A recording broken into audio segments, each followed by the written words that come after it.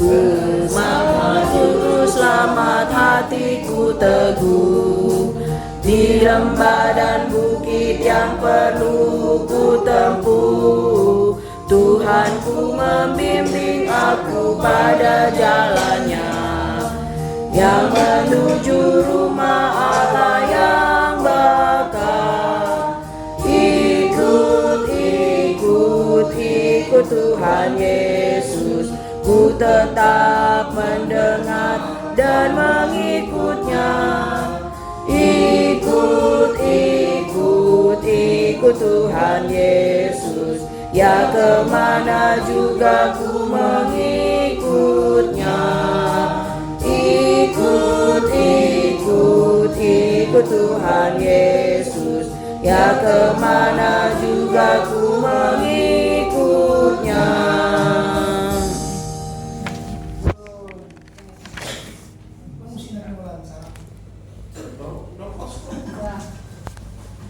Musiknya sesuatu ya. Suara duanya kurang pas ya. Latihan suara dua dulu.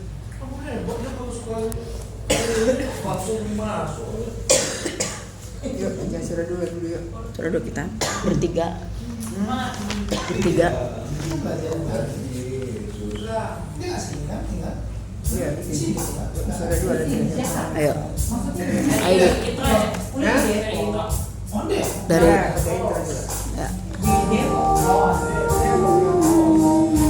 Ayo bigas nih.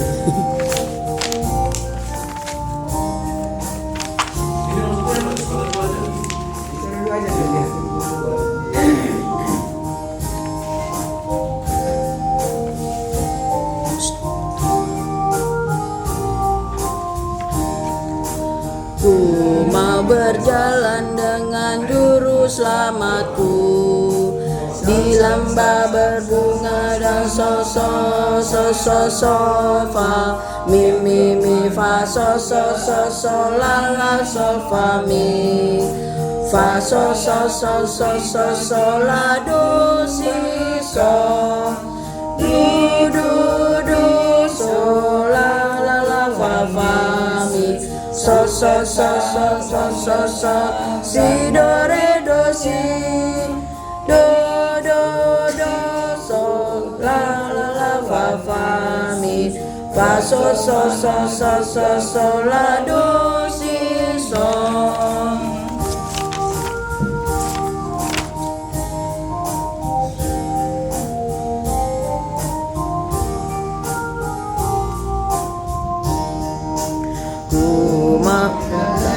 Dengan juru selamatku, di lembah dan bukit yang menderu, aku takkan takut di bahaya apapun, bila ku dibimbing tangan Tuhanku.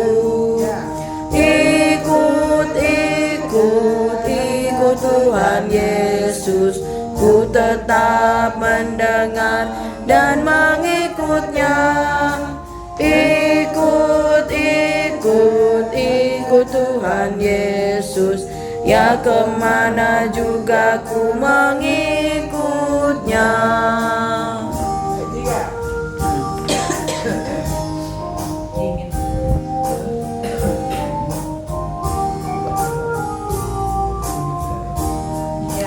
Bersama juru selamat hatiku teguh, di lembah dan bukit yang perlu ku tempuh, Tuhanku membimbing aku pada jalannya, yang menuju rumah Allah yang bakal.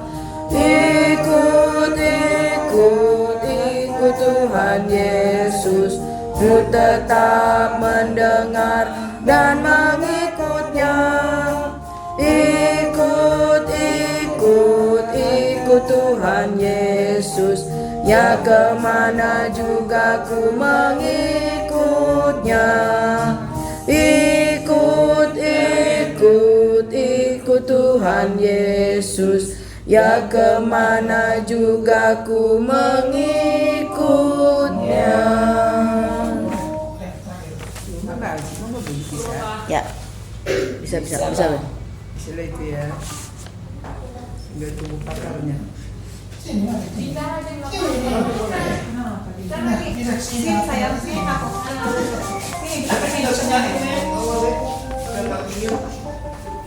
Aku memang mau di sini.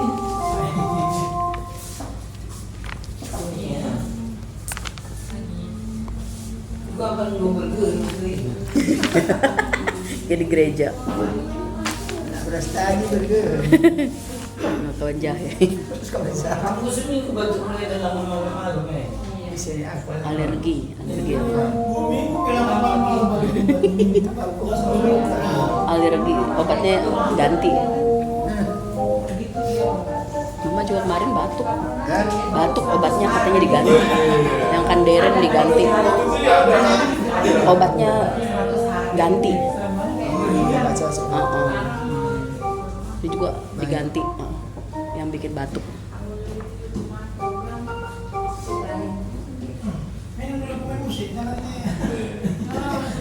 Kompres dulu kompres.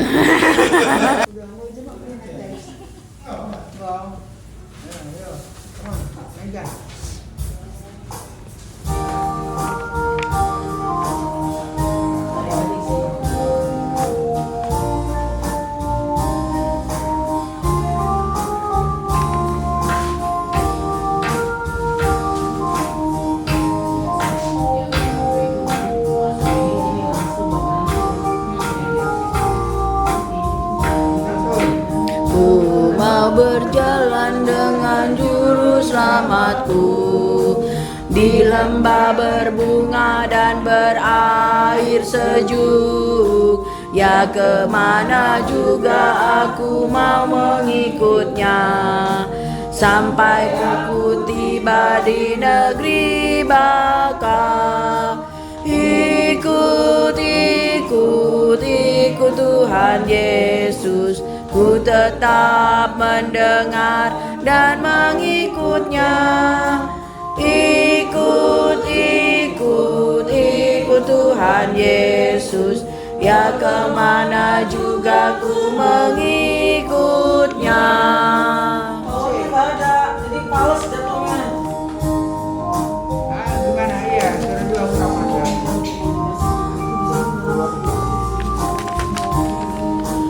Ku mau berjalan dengan juru selamatku di lembah gelap di badai yang menderu. Aku takkan takut di bahaya apapun, bila ku dibimbing tangan Tuhanku. Ikut Tuhan Yesus, ku tetap mendengar dan mengikutnya. Ikut Tuhan Yesus, ya kemana juga ku mengikutnya.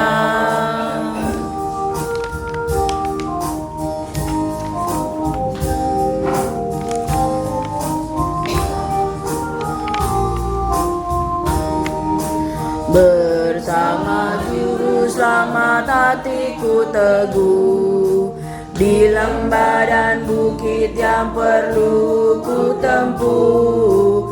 Tuhanku membimbing aku pada jalannya, yang menuju rumah Allah yang baka. Ikut Tuhan Yesus, ku tetap mendengar dan mengikutnya. Ikut Tuhan Yesus, ya kemana juga ku mengikutnya. Ikut Tuhan Yesus, ya kemana juga ku mengikutnya. Suara dua dulu deh. Suara dua dulu, Nek. Iya, iya. Khusus suara dua aja deh. Iya. Pakai Pakai situ pakai suara satu, Pak. Jadi masuk suara dua. Dari intro apa langsung? Intro aja. Kayak biasa aja. Kayak biasa aja.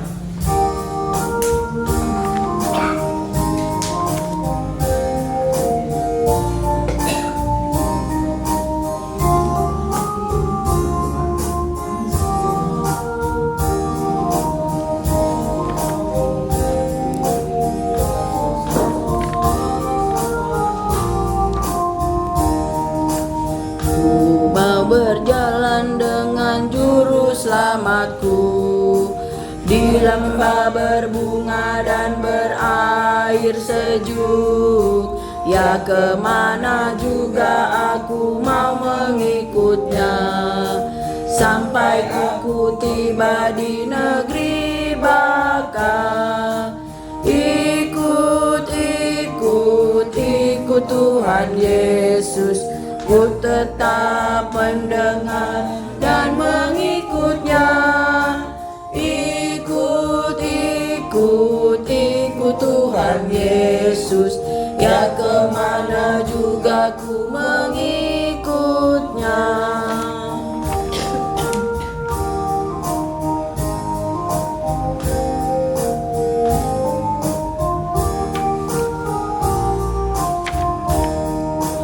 Bersama juru selamat hatiku teguh, di lembah dan bukit yang perlu kutempuh.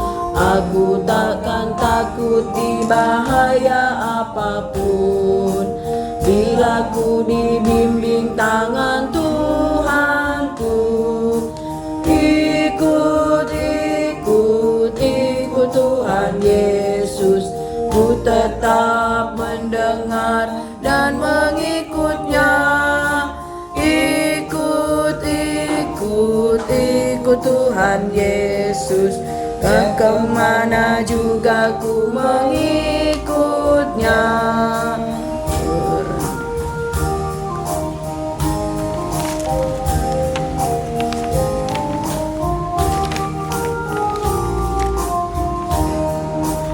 Bersama juru selamat hatiku teguh, di lembah dan bukit yang perlu ku tempuh.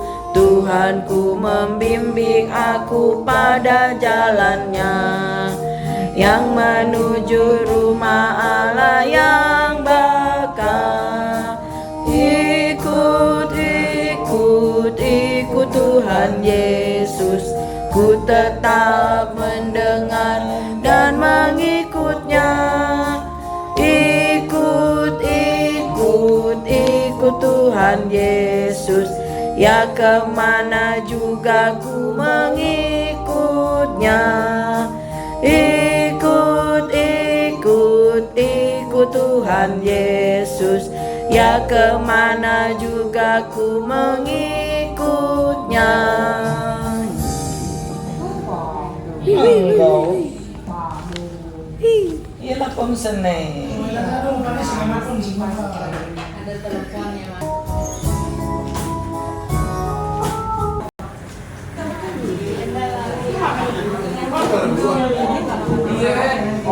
Anak zaman now tuh dia kita kagak pernah. Kita makan terus. Ya, kurus ya.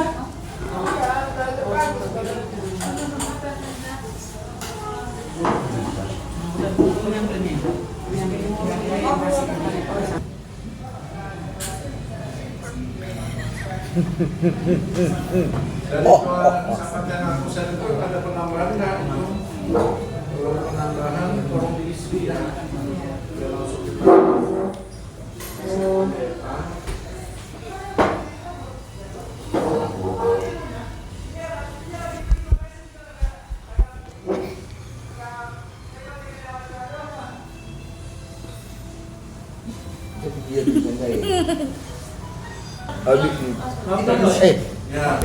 iya cukup sadar nak udah bentuk belalang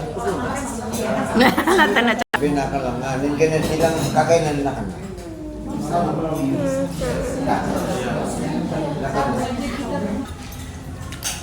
Superman kung wala na dia kami. Dia udah kesini bu.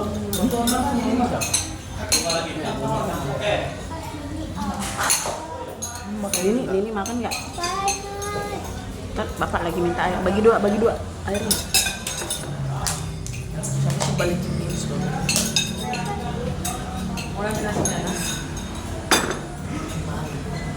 Jangan berantem. Aduh panas banget.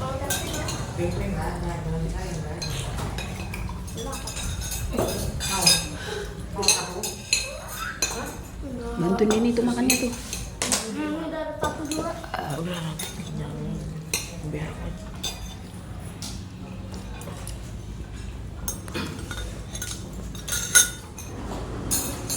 Untuk yang nasi uduk saja? Satu? Ya. Kenapa makan? Kita Timur sehat. Kasih pasti memaafkan. Kasih pasti murah hati. Kasihmu Tuhan. Ajarilah kami ini saling mengasihi. Ajarilah kami ini saling mengampuni. Ajarilah kami ini kasih-Mu ya Tuhan. Kasih-Mu kudus tiada. Kalau kita bicara tentang sasaran dulu tahun 2024 DBKP ya, supaya kita itu berguna bagi lingkungan kita, berguna bagi orang-orang di sekitar kita, terutama berguna dulu bagi gereja dan keluarga ya. Nah, ketika kita membaca di Roma pasal 14 ini, sebenarnya ini kan tujuan Paulus kepada ibu kota dunia pada saat itu. Roma itu sebenarnya penguasa dunia pada masa di mana Paulus menuliskan surat ini. Jadi kalau surat ini bisa sampai ke Roma, itu satu kebanggaan tersendiri. Dia menulis surat ini dari Korintus ya, dan itu dikirim melalui VB ke Roma ya. Nah, dalam suratnya itu dia sudah melihat begini, bahwa orang-orang Kristen di Roma itu mengalami penganiayaan luar biasa ya. Kalau kita lihat baca dari sejarah, orang Kristen itu sampai akhirnya dimasukkan ke arena gladiator untuk kesenangan para pejabat Roma untuk bertarung melawan binatang buas. Ada juga yang digantung, disalibkan sebagaimana mereka menyalibkan Kristus. Dan kalau kita lihat dua dari rasul itu mati di tangannya Kaisar Roma ya, yaitu Nero ya. Dua dari rasul yaitu satu Petrus itu mati disalibkan terbalik, lalu Paulus yang dipancung kepalanya. Itulah sebabnya kalau kita lihat orang-orang Kristen pada zaman itu, mereka senang menamakan anak-anak mereka seperti nama rasul karena mereka itu melihat contoh dan teladan pengorbanan daripada para rasul. Mereka rela mati untuk Tuhan dan mereka rela tetap menjadi saksi Tuhan sampai akhir. Makanya orang-orang Kristen pada abad pertama itu senang menamakan nama anak-anak mereka dengan nama para rasul, misalnya Petrus, Yohanes, Paulus dan seterusnya. Tapi kalau anjing-anjing mereka kasih nama Nero. Ya, artinya untuk merendahkan Nero itu mereka kasih nama anjing mereka Nero. Makanya kalau ada anjing yang sampai-sampingnya ada nama Nero, itu sejarahnya dari sana. Ya. Nah, kalau kita lihat dalam kondisi seperti ini, Paulus itu mau menolong orang Kristen bahwa dalam kondisi seperti itu jangan kamu jadi batu sandungan. Kita ini udah minoritas. Kalau kita jadi batu sandungan lagi, ya tambah rendah dong kita. Ya kan? Walaupun kita minoritas, tapi kalau dalam sikap perbuatan kita menunjukkan pola hidup yang berkenan kepada Tuhan, pola hidup yang benar, orang-orang akan melihat kekristenan itu berbeda.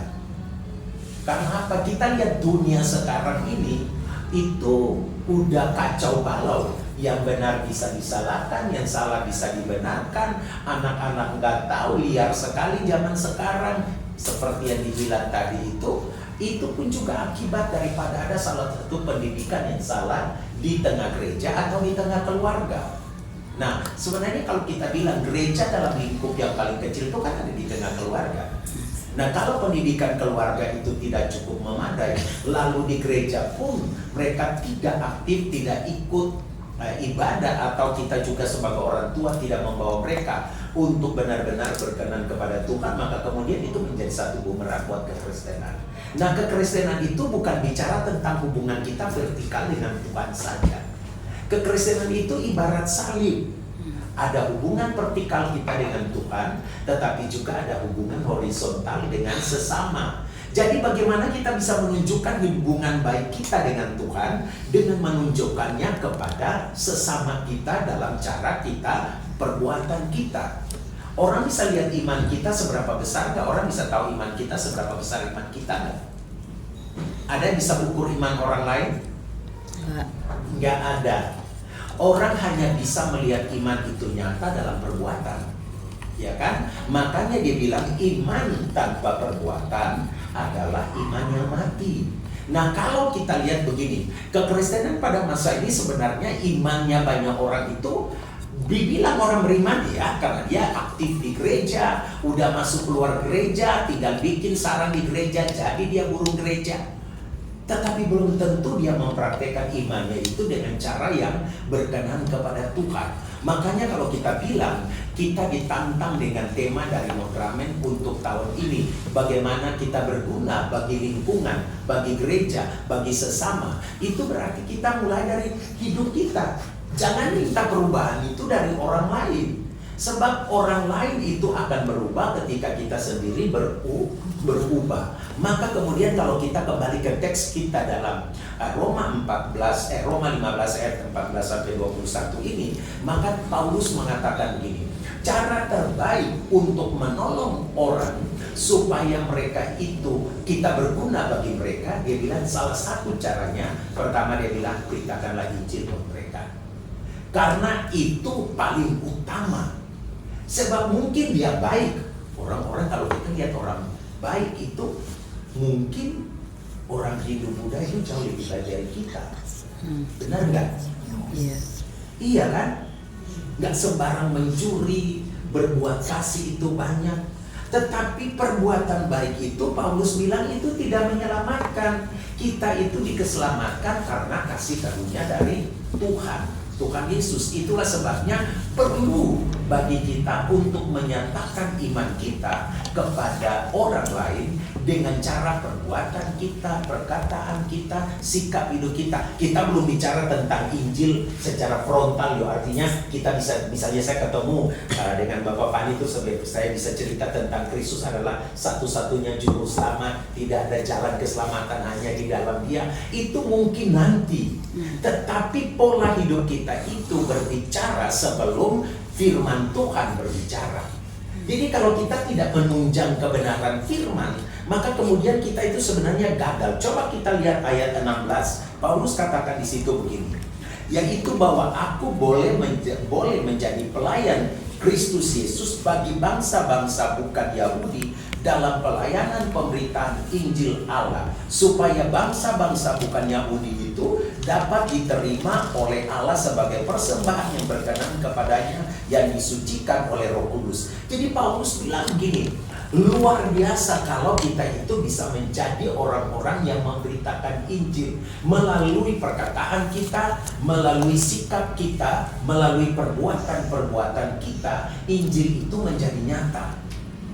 Sebab kalau kita cuma teori, tiap minggu kita ke gereja, kita dapat segala sesuatu yang katanya itu untuk menuntun kita sepanjang minggu kita bisa hidup. Tapi begitu keluar gereja, kita udah gampang tersinggung tuh, gampang kelahi lagi tuh, gampang kecewa lagi tuh, gampang marah lagi tuh, gampang emosional. Itu kan apa? Ya memang kita menjadi pendengar yang baik, tetapi kita tidak menjadi pelaku yang baik.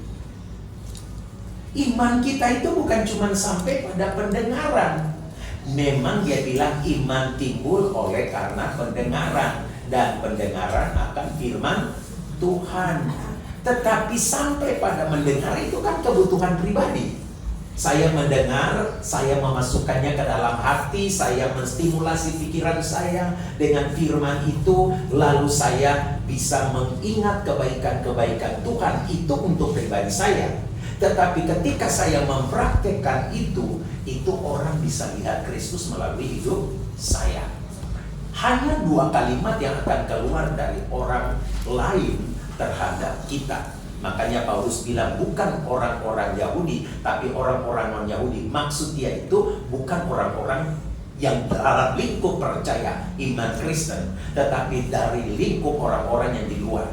Ya, bahwa kalau kita bilang kita orang percaya, sedangkan kita tidak mampu mempraktikkan Injil itu, maka itu hanya sebuah teori belaka. Itu tidak akan menolong kita sama sekali tidak. Jadi justru ketika kita mampu mempraktekkan itu, iman kita itu hidup. Jadi iman hidup karena apa? Iman hidup karena perbuatan menghidupinya. Alkitab ini juga sebuah buku yang mati. Tetapi orang Kristen yang harus menghidupi kata-kata dan kalimat yang ada di dalamnya, baru itu menjadi firman yang hidup. Kalau orang Kristen cuma menghafal Alkitab dan kita tidak mampu melakukannya, firman itu akhirnya mati di kita. Benar gak? Tapi kalau kita melakukannya, itu akan jadi berkat buat orang lain. Jadi dia bilang langkah pertama, kalau kita mau benar-benar menjalani kehidupan untuk menjadi saksi atau menjadi berguna bagi orang-orang di sekitar kita, maka hidup kita, perkataan kita, sikap kita, perbuatan kita harus menunjukkan Kristus dalam hidup kita. Orang ketemu kita, orang akan bilang 2 kalimat. Kalimat yang pertama mungkin bunyinya begini, ya orang Kristen ya seperti itu ya, luar biasa.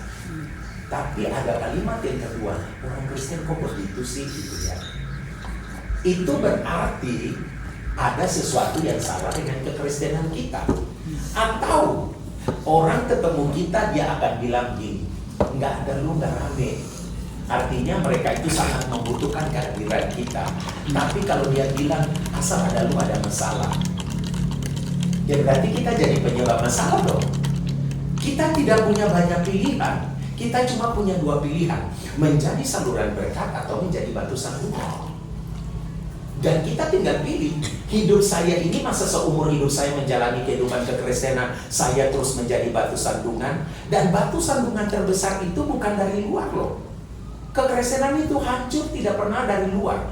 Biasa kalau kita lihat itu hancurnya itu dari dalam. Kalau ada orang serang dari luar, kita di dalam kuat, kita akan kokoh. Gereja mau dibakar berapa puluh kali pun kita akan tetap kuat. Tapi kalau kita di dalam sendiri nggak kuat, itu akan meruntuhkan kita dari dalam. Coba kita lihat sekarang di gereja itu nggak pernah terpecah dari luar, selalu pecahnya dari dalam. Ya kepentingan pribadi lah, kepentingan inilah, kepentingan si Allah, kepentingan si B, pendeta lah, pertua diaken lah. Kalau orang sudah mulai berjalan dengan kepentingannya sendiri, dalam hitungan waktu gereja itu akan terpecah, hancur. Ya, nah itu yang mau dikatakan pertama oleh Paulus. Lalu yang kedua Paulus bilang gini, orang hanya bisa berguna bagi sesama dan bagi lingkungan dia, baik itu di gereja maupun lingkungan dimanapun kita berada, kalau orang itu benar-benar dipenuhi oleh Roh Kudus. Ya, coba kita lihat bacaan kita ini ayatnya yang ke-16 bagian akhir. Dia bilang begini, ya, oleh Allah sebagai persembahan yang berkenan kepadanya, yang disucikan oleh Roh Kudus. Artinya orang-orang bisa menjadi berkat kalau hidupnya itu dikendalikan oleh Roh Kudus. Benar gak? Roh Kudus itu punya buah yang harusnya kita nyatakan itu.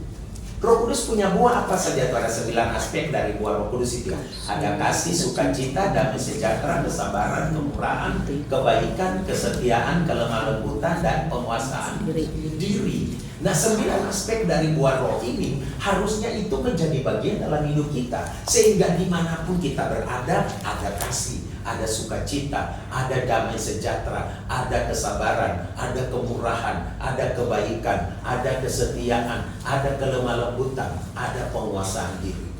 Dan itu menjadi teladan.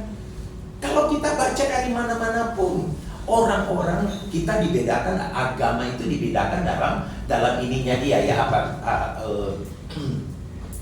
dalam dasar kebenaran firman yang dia ambil sebagai patokan agamanya. Misalnya kalau kita bilang Yahudi itu mata ganti mata, gigi ganti gigi. Jadi kalau dia disakiti, wah dia akan balas. Itu sampai sekarang ini, ya kan? Kalau Muslim jihad, kalau kamu baikin aku baikin kamu. Tapi kalau kamu jahatkan aku lebih jahat. Tapi kalau Kristen tanpa pipi kiri, bodoh satu. Kita tidak diminta untuk membalas. Bahkan Tuhan bilang pembalasan itu hakku. Artinya kalau kita dikontrol oleh Roh Kudus, semua hal yang jahat itu sebenarnya begini. Kalau kita bilang orang berbuat jahat itu karena ada kejahatan di dalam dirinya. Benar nggak? Mustahil orang bisa buat jahat tanpa kejahatan ada di dalam dirinya. Kejahatan yang di dalam dirinya itu baru dia akan keluarkan melalui sikap dan tindakannya. Dan kalau itu tidak ada di hatinya, nggak mungkin dia bisa jahat. Nah pertanyaannya begitu.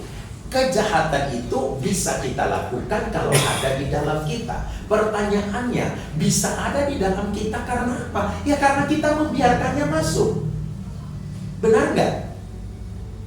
Kalau kita membiarkan kejahatan itu masuk, otomatis dia akan menguasai kita. Tapi kalau kita berikan Roh Kudus masuk menguasai hidup kita, ketika yang jahat itu mau masuk, itu tertolak secara natural. Karena dia nggak punya tempat di dalam kita. Karena semua yang baik itu sudah ada di dalam kita. Dan semua yang baik itu dibikin pagar tembok di dalam kita. Sehingga yang jahat itu tidak bisa masuk untuk menguasai kita. Karena Roh Kudus sudah membentengi, sudah membuat pagar di dalam kita dengan kasih, sukacita, damai sejahtera, kesabaran, kemurahan, kebaikan, kesetiaan, kelemah lembutan, penguasaan diri itu. Itu semua baik nggak tuh? Baik. Adakah salah satu dari buah karya Roh Kudus itu yang kemudian tidak bagus? Semua bagus kan? Tetapi itu bukan juga terjadi serta-merta, Bapak Ibu. Orang jadi baik itu bukan serta-merta. Orang jadi baik itu karena ada prosesnya. Sampai dia benar-benar ada di dalam hatinya itu kuasa Tuhan. Sehingga itu ketika dikeluarkan melalui perbuatan itu nyata karena apa? Itu ada di dalam dirinya. Tapi kalau itu tidak ada di dalam diri orang itu, alangkah sukarnya untuk dia mau berbuat baik, sementara yang baik itu nggak ada pada dia. Paling dia munafik, buat baik karena ada maunya, bukan buat baik dengan tulus, bukan buat baik dengan penuh kesungguhan hati, nggak ada. Nah, jadi kalau orang dia bilang kita sedang berbuat dalam hidup kita ini berkali-kali saya bilang, sering kali saya bilang ini. Kalau kita mau berbuah kebaikan, itu ibarat pohon-pohon yang berbuah. Kira-kira pohon-pohon yang berbuah itu butuh waktu untuk buahnya matang nggak? Kalau kita mematangkannya dengan mau cepat, kita harus karbit. Benar ya? Ambil waktu masih mentah, karbit. Pertanyaannya, buah-buah yang dikarbit itu lebih enak atau buah-buah yang matang di pohon? Bukan apa matang di pohon itu lebih enak. Dia menjalani proses yang benar. Orang Kristen ini tidak mau menjalani proses yang benar, dia mau langsung jadi imannya utuh. Padahal Tuhan bilang iman yang utuh itu datang dari proses yang berat. Bahkan kalau kita mau berbuah, kita harus ingat, setiap kali kita berbuah, lebih banyak batu datang pada kita dibandingkan dengan pohon yang tidak berbuah.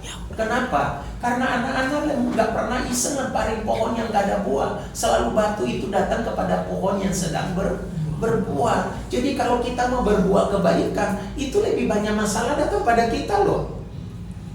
Jangan pikir bahwa gampang kok berbuat baik. Nanti kita lihat kayak pengemis lewat, kita kasih air atau kita kasih pakaian. Itu pada tahap paling rendah memang begitu, karena kita kasihan orang. Tapi perbuatan baik itu bukan cuma melihat kasihan pada orang. Apakah orang berbuat jahat pada kita lalu kita balas dengan jahat atau kita balas dengan baik? Itu pada level yang paling tinggi. Ketika orang buat jahat kita buat baik, itu baru benar.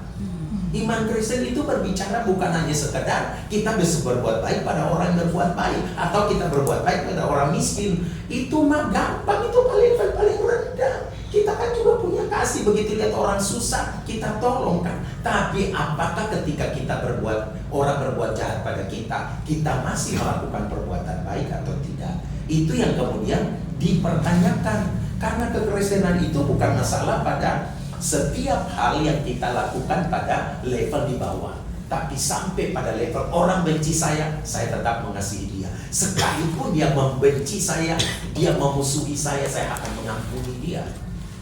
Nah, perbuatan-perbuatan seperti ini, itu yang perbuatan orang lihat kita, tanpa kita katakan siapa Kristus, orang sudah tahu dia itu orang Kristen. Karena apa? Kristus begitu hidup di dalam hidup kita. Nah, kita udah dapat 2 poin ya. Dia bilang pertama, kalau kita mau menjadi teladan, contoh, berkat, ataupun juga jadi sesuatu yang berguna bagi lingkungan kita, maka berbuatlah baik dalam apa? Sikap, perkataan, perbuatan, dan juga sikap hati kita. Yang kedua dia bilang, perbuatan baik itu hanya bisa dijalani kalau kita dituntun oleh Roh Kudus. Dan yang ketiga dia bilang begini, bahwa perbuatan baik itu bisa kita jalani kalau kita taat kepada Tuhan. Ketaatan. Coba kita baca ayat 18. Ayat 18 dia bilang begini, sebab aku tidak berani berkata-kata tentang sesuatu yang lain kecuali tentang apa yang telah dikerjakan Kristus olehku, yaitu memimpin bangsa-bangsa lain kepada ketaatan oleh perkataan dan perbuatan. Taat itu apa? Sebab dia bilang kalau salah satu persyaratan untuk kita dapat menjadi contoh berguna bagi orang lain itu dengan cara kita taat. Taat itu apa sih? Dalam definisi yang sangat-sangat simple, dia bilang taat itu mengikuti perintah, suka atau tidak suka, baik atau tidak baik waktunya, ketika Tuhan yang perintah kita harus melakukannya. Kalau Tuhan yang perintah itu pasti baik nggak? Pertanyaan perintah Tuhan itu baik, tapi kalau nyampe kepada kita kadang-kadang datang nggak dalam cara yang baik.